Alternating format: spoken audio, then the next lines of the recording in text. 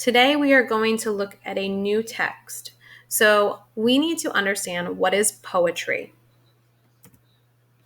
Poetry is a kind of writing, usually in verse. It is often written in rhythm or rhyme. Poetry is about a writer sharing with the reader an experience or strong feelings.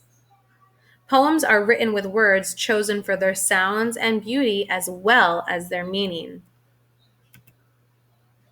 Here are some tools that poets may use in their poetry. A poet might use line breaks, which in writing in shorter lines to slow the reader down.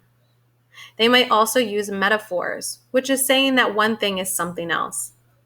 A poet might use imagery, which helps the reader form a picture in their mind, or repetition, which is just repeating something. A poet might use rhythm, which makes you tap your foot. A poet might use simile, which compares something using like or as. They might use personification, which gives human traits to something that is not human. Or a poet might use alliteration, which using the same sound at the beginning of neighboring words. A poet might use many of these tools or just a few.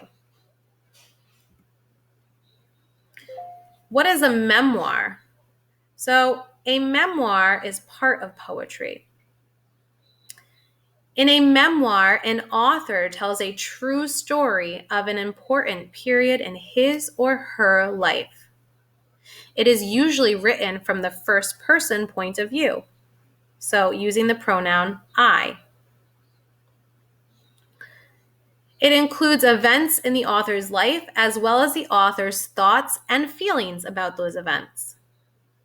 Most memoirs are written in prose. This means in complete sentences. An author might choose to write a memoir as a series of poems.